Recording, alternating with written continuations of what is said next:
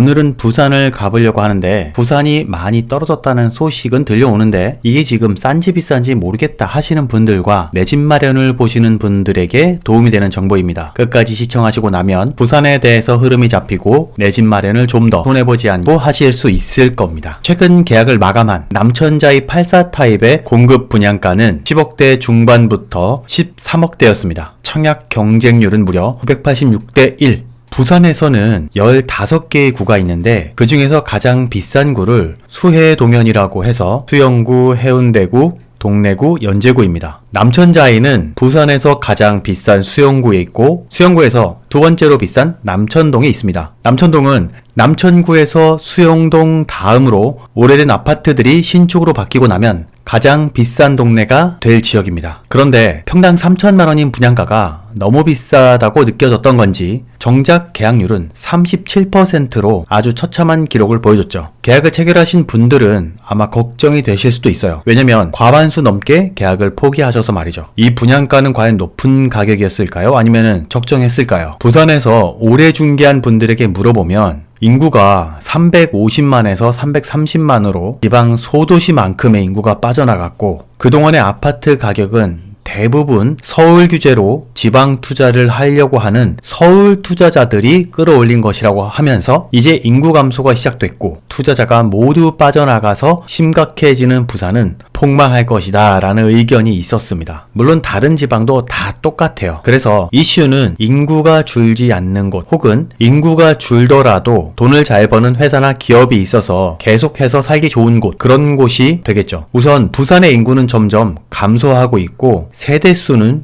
증가하고 있습니다. 하지만 이것만 보면 내가 사야 될지 말아야 될지 특히 내 집 마련 하시는 분들은 고민이 될 수밖에 없어요. 지역마다 다릅니다. 23년 1월에 갱신된 주민등록 통계에 의하면 해운대구는 60세 이상이 가장 많은 곳이면서 영유아와 10대가 가장 많은 곳입니다. 그래서 사업장 수도 늘고 있고 인당 월 평균 소득도 늘고 있죠. 반면에 서구, 동구, 중구, 영도구는 60세 이상이 40%에 가깝고 그런데 영유아 비율은 다른 곳보다 작아서 점점 쇠퇴하는 도시의 모습으로 가고 있어요. 동구 같은 경우는 사업장의 증감 기울도도 약하고 사업장 수는 늘고 있지만 국민연금 가입자 수가 16년도에 비해서 현저하게 많이 줄어들었습니다. 중구는 가입자 수와 사업장 수가 많이 줄었다가 최근에서야 갑자기 늘었죠. 서구는 가입자와 사업자가 줄어들고 있는 모습입니다.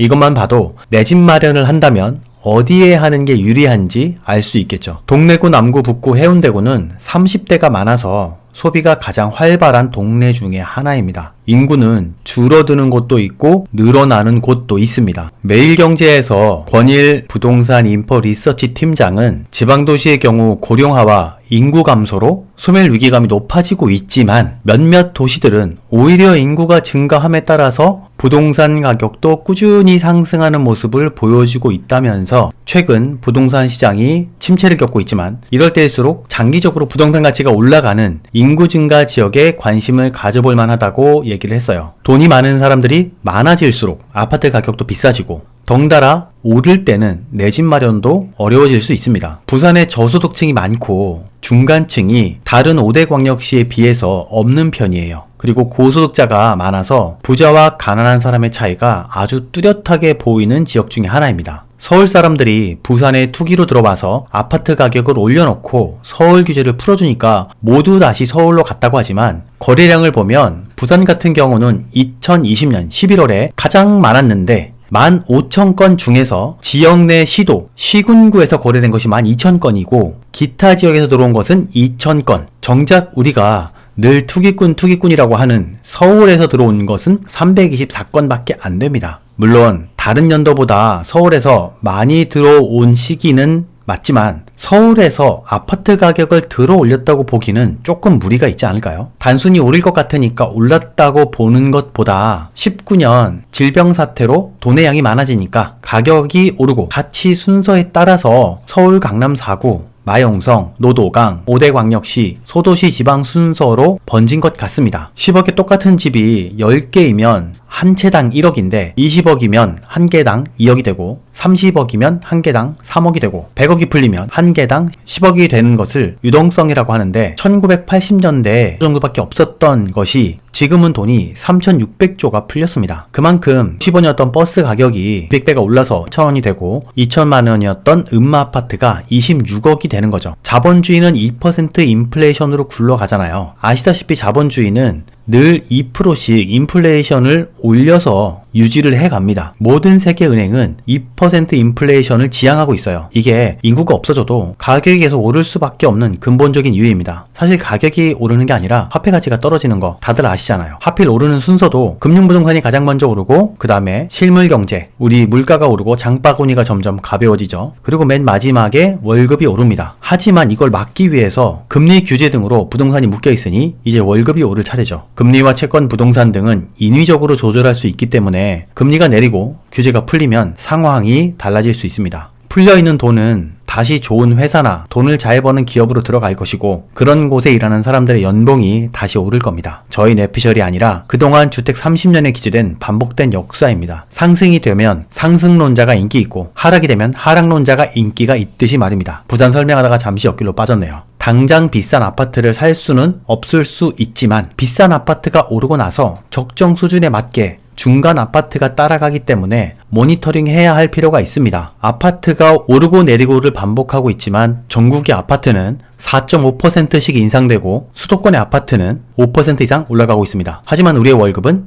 3%대로 올라가고 있죠. 그러니까 월급으로 아파트를 산다는 생각이 늘 뭔가 안 맞는 거예요. 지금은 하락하고 있지만 또 상승할 때가 되면 같은 상황에 처해지게 됩니다. 그래서 부산에 최근에 많이 하락한 아파트들을 보면 대장구부터 봐야 됩니다. 혹시 여러분들은 각 구의 대장동 아파트를 아세요? 수영구 국대는 국평대장을 국대라고 합니다. 부산에서 아까 제가 4대구가 있다고 했잖아요. 그 4개의 구 중에서 국평대장을 국대라고 합니다. 그래서 부산 4국대 아파트 순서만 알아도 이 대장들이 움직이기 시작하는 시기만 알아도 따라서 움직일 확률이 매우 높은 거죠. 22년 1월부터 지금까지의 거래된 기준으로 실거래된 기준으로 국대를 뽑자면 수영구 국대는 1위가 이편한 세상 오션테라스 4단지고 16억 2천만 원입니다. 그리고 2위가 삼익 비치타운, 물론 이제 바뀌겠죠. 13억. 해운대 국대는 1위가 트럼프 월드센텀 17억 5천만 원, 그리고 2위가 3호가든 13억 8천만 원. 하나 더 있는데 3위까지 해운대 비스타동원 13억 4천만 원. 그리고 동래구 국대는 1위가 동래 레미안 아이파크가 12억 2천만 원, 2위가 롯데캐슬 더 클래식 사직동에 있죠. 12억 1천만 원.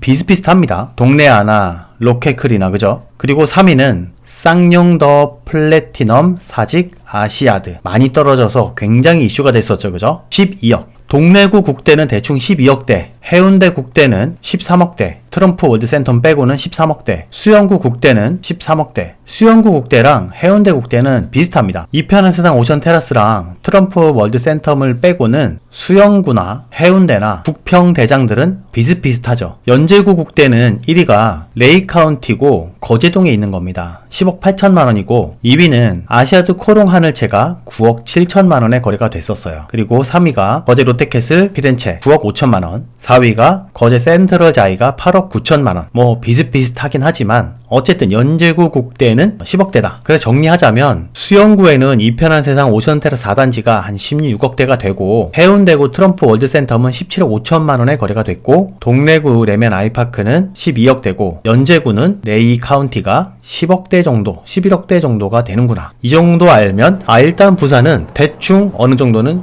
접고 들어갈 수 있는 거죠. 이번에 많이 떨어진 아파트들을 보면 수영구부터 차례대로 알아가는 게 부산을 이해하는데 훨씬 도움이 됩니다. 수영구 광안동에 광안 쌍용 예가 디오션은 정말 많이 이슈가 됐었죠. 16억에 거래가 됐다가 8억으로 거래가 되면서 진짜 50% 정말 확실하게 반이 딱 부러지면서 반토막 난 아파트로 굉장히 유튜버들에게 많이 소개됐었던 곳입니다. 그리고 수영구 남천동에 있는 삼익 비치타운, 사실 광안 쌍용예가 디오션이 반토막 나서 유명해진 거지 실제로 가장 유명한 곳은 이 삼익비치 타운이었어요. 22억에 거래가 됐다가 15억에 거래가 되면서 7억 원 정도가 빠졌습니다. 최근에는 그랑자이로 변모하면서 굉장히 다른 천지개벽 아파트로 소개가 되고 있죠. 바닷물이 새가지고 이런저런 얘기도 많았지만 그건 이미 다 끝났다고 합니다. 그 중에서 오늘 봐야 할 아파트는 삼익비치 타운 아파트입니다. 35평 같은 경우는 17억 9,500만원까지 거래가 됐다가 23년 1월에 12억 7,200만원이 거래가 되면서 5억 원 이상이 뚝 하고 빠졌어요. 47평은 7억이 빠지고 35평은 5억이 빠지는 상황이 나왔습니다. 영화에 나오면서 더욱 유명해졌지만 부산의 많은 전문직 종사자들이 소유하거나 머문 아파트죠. 재건축이라서 전세는 빼고 최근 상황을 보자면 17억대의 아파트가 10억대로 매물이 나오면서 2020년 가격으로 돌아왔습니다. 어떤 분은 더 빠져야 되고 2018년으로 가격이 돌아가야 된다라는 얘기도 있는데 어떤 게 맞는 말이라고 정확하게 단정 지을 순 없겠지만은 이미 풀린 돈인데 왜 자꾸 2018년 전으로 돌아가라고 합니까? 이미 풀린 돈은 어떻게 할 수가 없잖아요. 2018년 이전 가격으로 생각을 해야 된다. 왜? 유동성 때문에 라고 얘기를 하지만 이미 풀린 돈을 가지고는 어떡합니까? 돈이 많이 풀리면 그만큼 화폐 가치가 낮아지는데 이걸 아무리 금리를 조절하고 부동산 규제를 해도 본질은 달라지지 않는 거죠. 잠깐 또 얘기가 샜는데 최근에 이 삼익비치가 많이 떨어졌는데 매물 추이를 보자면 삼익비치 타운은 매물이 계속해서 증가하고 있다. 이것만 봐도 단기간에 이게 바뀔 것 같지는 않죠. 확실한 건 계속 팔고 싶은 사람들이 많아지면서 점점 더 하락할 가능성이 높아 보입니다. 이 아파트는 그랑자이라는 아파트로 재건축 상승장으로 급부상했었는데 하락장에서는 급부상한 만큼 쭉 내려왔죠. 하지만 다시 조정이 되고 상승하는 시기가 오면 가장 많이 상승할 아파트 중에는 틀림이 없어 보입니다. 광안대교에 멋진 야경이 끝내주는 오션뷰라고 사람들이 많이 소개하죠. 남천역까지는 도보로 15분 정도 소요됩니다. 안타까운 거는 주변 학군이 남천중이 88% 그리고 부산동 여자고등학교가 88% 서로 짜고 친 건 아닌데 88%로 서로 맞췄습니다. 그러니까 한마디로 S급 혹은 5분위 아파트가 가지고 있는 특성에서는 이런 부분은 조금 아쉽다. 그리고 학원가가 있는 건 정말 좋은데 유흥업소도 조금 있고 건물들이 고밀도 상권은 맞지만 신축급은 아니다 라는 게 조금 아쉽습니다. 최근에 이슈가 됐었던 바로 근처에 남천자이가 있습니다. 옛날 삼익타워죠. 최근에 매물은 8사가 12억대에 나왔습니다. 부산에 하락이 시작된 지 얼마 되지 않았는데 21년 12월부터 하락하기 시작했죠. 시기와 타이밍을 각각 따져보았을 때 남천자의 분양가가 여러분들은 비싸다고 생각하세요? 아니면은 싸다고 생각하세요? 위치가 정말 좋다는 분도 있는데 삼익비치가 새로 건축되면 그랑자이가 완전히 다 뷰를 가리기 때문에 전망을 전부 다 가려서 남천자의 가격은 실시간으로 떨어진다고 했습니다. 여러분들도 그렇게 생각하시나요? 실제 사검 때,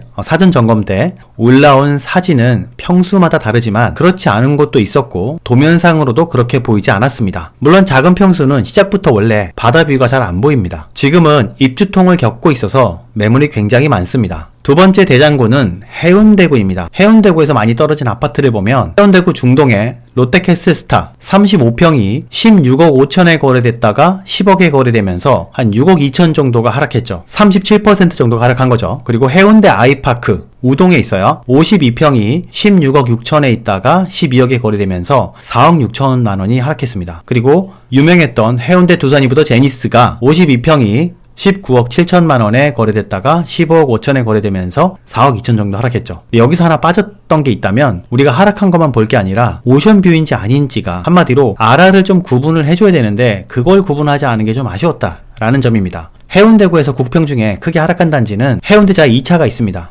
21년 초부터 22년 중순까지 고층인 31층 매물에서 14억 8천만 원의 거래가 있었는데 지금은 고층이 한 10억대 정도 되고 중층은 8억대까지 하락해서 매물로 나와 있습니다. 해운대 자이의 가격을 조금 설명하자면 우선 부산에서 5년에서 10년 된 아파트의 평당 가격은 해운대구가 제일 비싸요. 그리고 그 중에서도 우동이 제일 비싸죠. 해운대 자이 2차의 가격대가 평당 2,600에서 3천만 원 초반 정도 되거든요. 그러니까 5년에서 10년 된 아파트 중에서 제일 비싼 아파트 중에 하나입니다. 해운대구에서 가장 비싼 아파트를 뽑자면 해운대 한신 휴플러스랑 그리고 해운대자 2차 그리고 센텀 경동 요 3개 정도의 아파트가 있습니다. 평당 2,600에서 3,000만원 정도 하는데 서로 가격이 비슷비슷해요. 해운대자 2차는 업무지구와도 가깝고 백스코역을 바로 이용할 수도 있고 중요한 건 학군이 92% 되는 센텀중이 있고 신세계 백화점이 있어서 교통이랑 교육 상권이 모두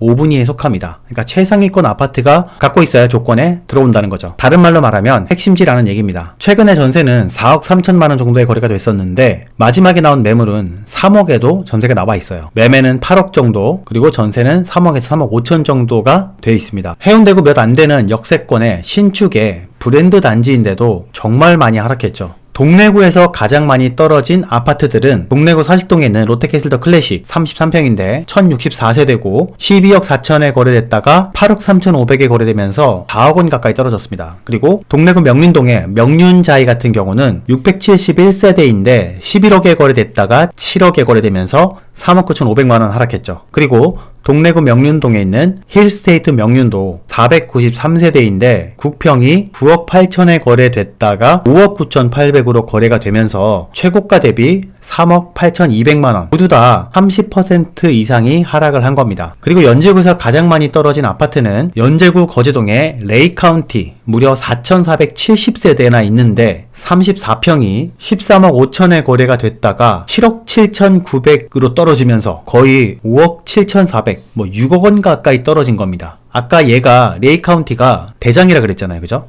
그리고 연제 롯데 앤 캐슬 대시양 연산동에 있는 건데 1168세대이고 33평이 9억 4,200에 거래가 됐다가 5억 8천까지 떨어져서 3억 6천 정도가 떨어졌어요. 그리고 연제더샵은 똑같이 연산동에 있는데 1071세대이고 34평이 8억 6,500에 거래됐다가 5억 5천에 거래가 되면서 3억 원 가까이 떨어졌습니다. 그리고 연제구 거제동에 있는 쌍용더 플래티넘 거제 아시아드가 482세대인데 8억 7천 정도에 거래됐다가 5억 8천으로 거래되면서 3억 정도 떨어졌습니다. 여러분들이 알고 있는 쌍용 플래티넘 아시아드가 많이 떨어졌다는 거는 사직동에 있는 겁니다. 84가 10여 개 있다가 7억 가까이 떨어진 거죠. 어떤 가격이 적당하다고 생각하는지 여러분들의 의견도 한번 남겨주십시오. 이제 흐름을 어느 정도는 아실 거라고 생각합니다. 영상의 피로도상 더 길게 할 순 없지만 궁금하신 점이 있으면 댓글이나 메일로 알려주세요. 그리고 내가 알고 싶은 사항이 있다 이런 것도 이야기해 주시면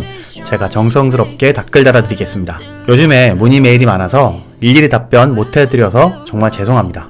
최근에 지방의 가격 지수가 먼저 올라갔습니다. 지방은 끝났다고 하시는 분들이 아직도 계시다면 제가 또 하나 영상을 올려드릴게요. 앞으로도 부동산을 더 공부하고 시세를 알아가는 데 도움이 되는 부동산 방송이 되도록 하겠습니다. 감사합니다. 도원 공선생이었습니다.